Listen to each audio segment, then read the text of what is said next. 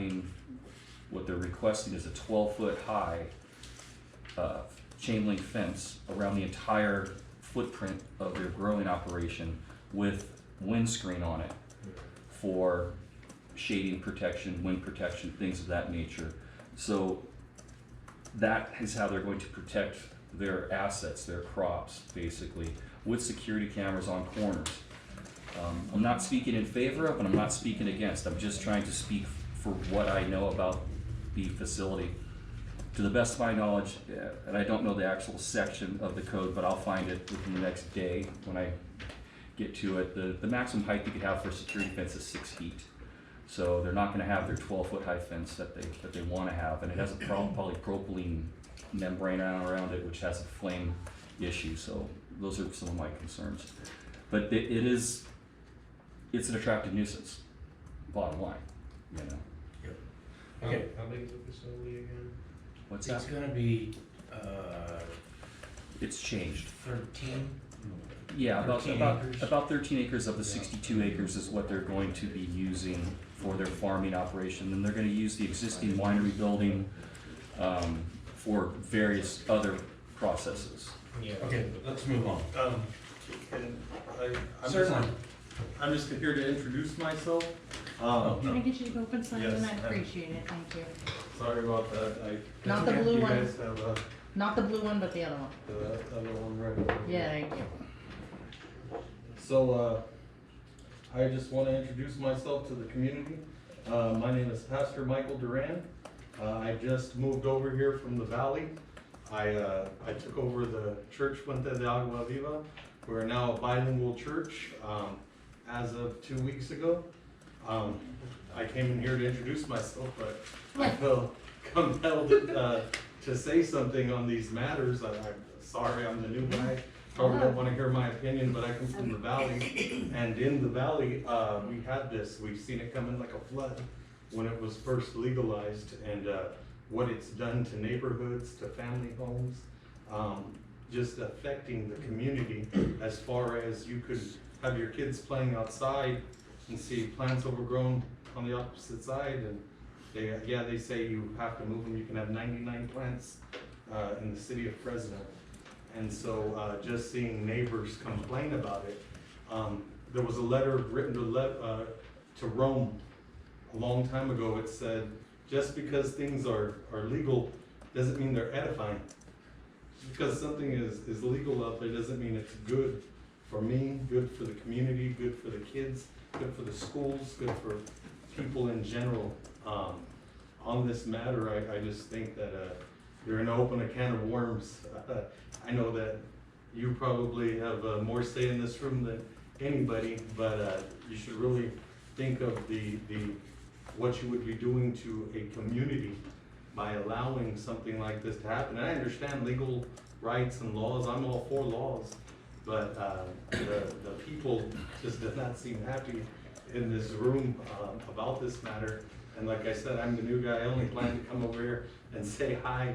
But after hearing these concerns, those words that were written 2,000 years ago still hold true today. Just because it's legal doesn't mean it's edifying. Thank you. Thank you. Thank you. Welcome to the community. Thank you. Let's see.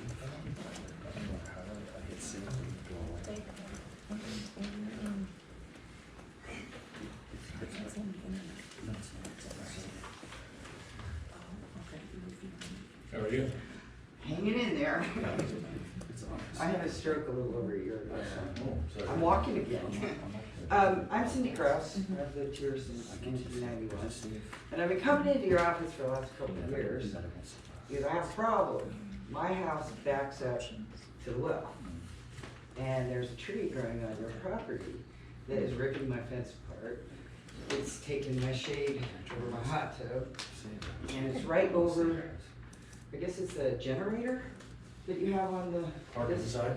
Yes, and it's moved my fence this far, and if it goes any further, it's gonna cut my water line to my hot tub and my electricity.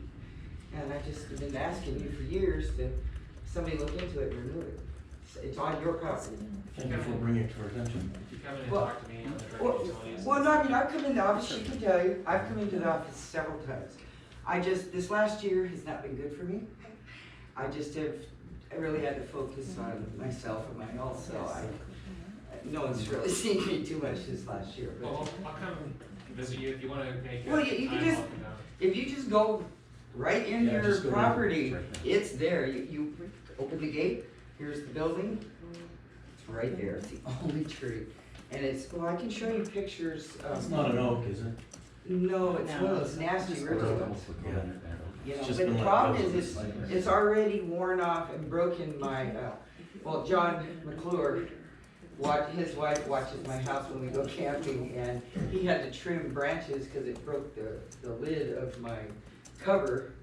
And, he trimmed it all down so he could even use my hot tub, so it's really gotten bad. I just haven't been in my backyard a whole lot in the last year, but there's two branches, the trees, it's gotten to be huge. And it's literally pushing, and my fence is the property line. Because when I first moved here, there was no fences. And they were gonna put it, a foot into mine, and I went, no, I'm paying for this, you guys are donating it, so they ended up putting it right on my property line. And it needs to be taken down. We'll look into it tomorrow, I think. Okay, well, I'm just saying, whatever you can do, John McClure told me, come, you talk to Anthony Yes, and I about, spoke to Mr. Roberson on the phone about it. okay, and if there's anything I can do to help, but it's, I'm pretty much, it's a tree. I'm lucky I can walk from here to there, Well, so. we'll take care of it. No, I appreciate I'll it. set some time to come see on your side to see if there's anything we can fix on your side, so. Oh, yeah, I have pictures, I can show you. It's just moved the fence in, but you probably see better because the flat boards are on my side, the framework is on your side. It popped out. And you could probably, if you need to come in there, that's fine, I'll let you in, that's not the issue, I'm home most of the time. Thank you for I coming down, appreciate you Richard. guys even looking into this, cause You kinda have been- been in. she can tell you, I've been in here a few times. I'm glad you're feeling better though. Say No, hi. I'm doing actually a whole lot better, it's just, I can't. I wonder where you've been. Yeah, it's really.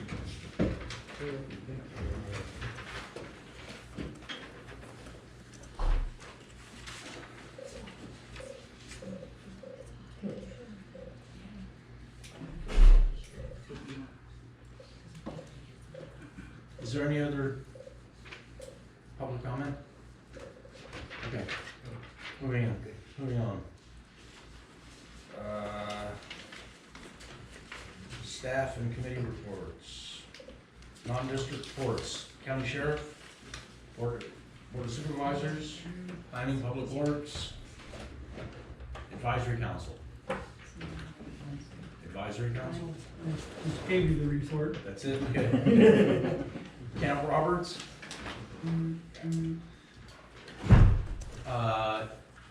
Was there any public comment on the advisory council's report? Okay. Just starting to do that, right? Yep. Okay, district staff and committee reports, interim general manager. Okay, this last month, we had an email sent to the district employees posing as me, the general manager, asking for information to purchase gift cards for other district employees. The email used was not a district email, and it appears the name and titles were used from our website. Several other businesses were also targeted. Our IT specialist was notified immediately, and a security check was performed, and there was no information breached. There was no problems, just don't respond to any of those emails asking for financial information. I spoke with Elizabeth Kavanaugh from the county regarding the San Park and the plan for improvements. She stated that they had to hold 2 workshops, a part of their grant application process, and their community design. It was required. There will be no further meetings in the application, before the application deadline, which was due August 5th. And she will hear towards the end of the year whether we received the grant. It's about a 50-50 chance in that grant. She stated in the priority, according to the community workshop, was we were concerned because some statements were made about some of the facilities that currently exist over there, like the firehouse, the jailhouse, the library. Those were all part of some of the discussions, nothing formal, but it seemed like the main priorities were for upgrading and fixing the swimming pool area and more recreational areas like skate park, basketball court, things of that nature. This month, we initially had an intra-fund loan request placed on the agenda. I know I spoke to some of the board members about it, but it was pulled from the agenda because we discovered a resolution that was, that we possibly had other previous loan agreements. After researching that, those loan agreements were satisfied, but we didn't have time to calculate and reconcile the accounts to come to you with interfund loan requests from one fund to another so that all of our funds are working in the positive. Currently, our water fund is the one that's in the negative, and to move forward and do purchases and do normal operations, we want to place that fund in a positive rather than doing business in a fund that's in the negative. The loan that was in request, some of you may remember a loan was made in regards to cleaning out the sewer pond. The sediment that's in there was underestimated, and there was about $250,000 order change, and a loan had to come from other funds to satisfy that. So a resolution was made in 2014 to start a payment repayback on that outstanding loan from one fund to another. The payment started in June of 17. It was satisfied, but in all of our audits back, it shows where it was carried over, and that's why it was taken care of, but it's not showing as where it's off the books. There shows some fund calculations where we've been carrying on the books where one fund owes to another. That's what was in question, and because we're asking for a specific amount of money to be transferred to the water fund, this directly affects the water fund, so it wasn't appropriate to ask for interdistrict fund loan until we have that number.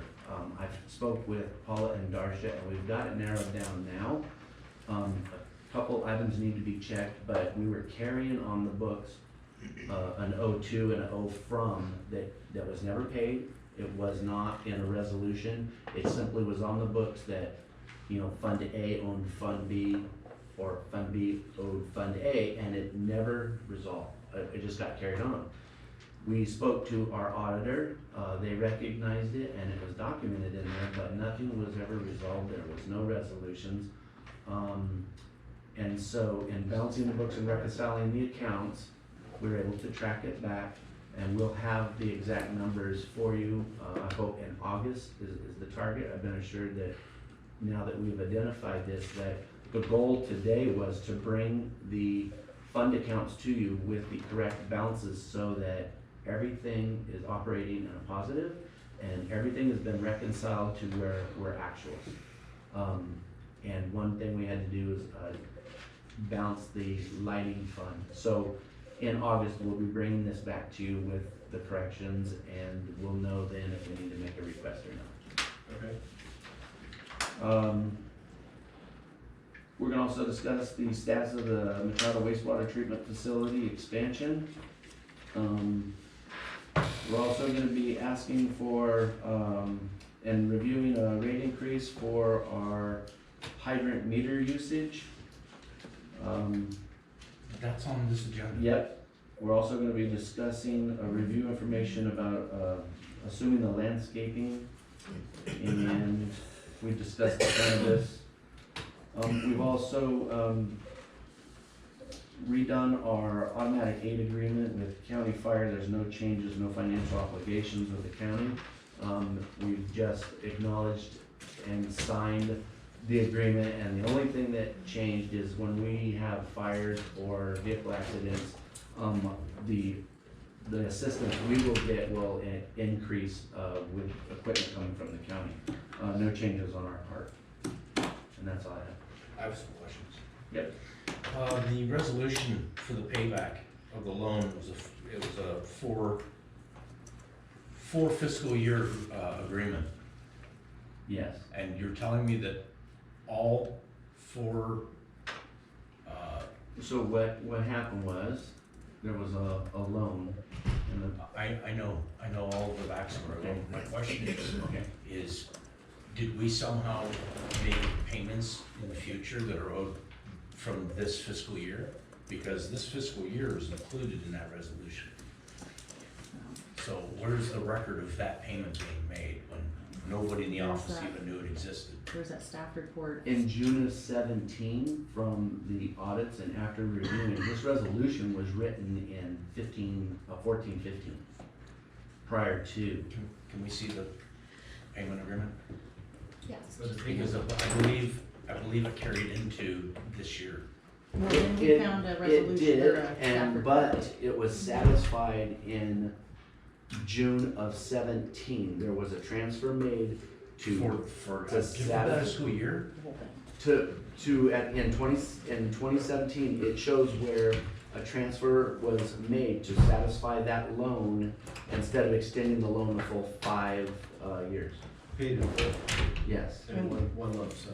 And With it's hard to interest. find because it was just a staff report. With less interest? What do we know? The interest was calculated and it, and we're reviewing if it was up to that date or if it was the interest of the full loan.